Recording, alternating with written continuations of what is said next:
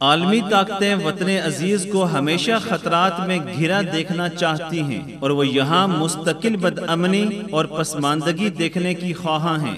اسی لیے اب ان طاقتوں کا نیا گٹھ جوڑ سامنے آ رہا ہے جس سے خطے میں بڑی تبدیلی رونما ہونے جا رہی ہے۔ امریکہ اور اسرائیل کی مکمل آشیرواد سے بھارت، ایران اور افغانستان کا گٹھ جوڑ در حقیقت وطن عزیز کو خطے میں تنہا کرنے کا منصوبہ ہے۔ ایک وقت تھا کہ جب اہل نظر ایران کو پاکستان دشمن ریاست قرار دیتے تھے تو ان کا مذاق اڑایا جاتا اور ایران پاکستان کی دوستی کی مثالیں دی جاتی تھیں، لیکن اب برف جس تیزی سے پگھل رہی ہے تو سب پر آشکارا ہوتا جا رہا ہے کہ واقعی ایران کا معاملہ کچھ اور تھا۔ ایران کی پاکستان دشمنی کھل کر سامنے آ رہی ہے۔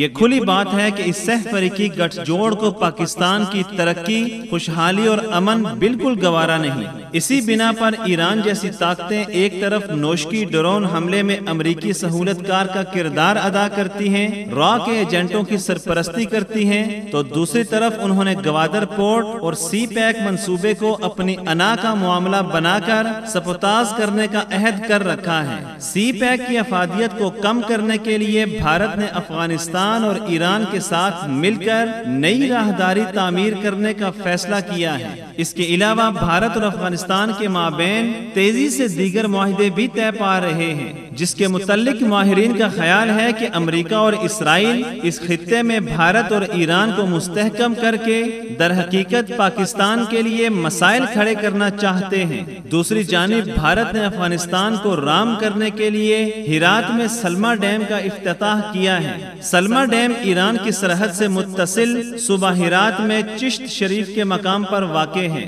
اس سے پیشتر نریندر مودی 2015 میں کابل میں افغان پارلیمنٹ کی عمارت کا افتتاح کر چکا ہے، جو بھارت کے تعاون سے تعمیر کی گئی۔ ماہرین ان سہ فریقی معاہدوں کو اس خطے میں گیم چینجر قرار دے رہے ہیں، کیونکہ 1947 کے بعد بھارت کو پاکستان کی مسلسل مخالفت اور افغانستان میں پاکستان کے اثر و رسوخ کے باعث وسطی ایشیا کی ریاستوں اور ایران تک رسائی نہیں مل سکی تھی، لیکن ایران اور افغانستان کے مسلسل انتشار کے باعث آج خطے میں پاکستان کو تنہا کرنے کی کوششیں زور پکڑ چکی ہیں اور خطے میں بھارت کی بالادستی قائم کرنے کی جدوجہد ہو رہی ہے۔ سی پیک منصوبے کی وجہ سے بھارت کی پاکستان کے خلاف سازشوں میں اضافہ ہو گیا ہے۔ ایران میں اربوں ڈالر کی بھارتی سرمایہ کاری کوئی معمولی بات نہیں۔ اس سہ فریقی گٹھ جوڑ کے متعلق خدشات محض تحفظات نہیں بلکہ حقیقت پر مبنی ہیں۔ مملکت خداداد پاکستان اس وقت تیزی سے ترقی کی منازل طے کر رہا ہے۔ اگر ہم چاہتے ہیں کہ پاکستان میں امن و استحکام پائیدار بنیادوں پر قائم ہو تو ہمیں بیرونی سازشوں کا مکمل سدباب کرنا ہوگا تاکہ پاکستانی عوام امن و سکون کے ساتھ خوشحال زندگی گزار سکیں۔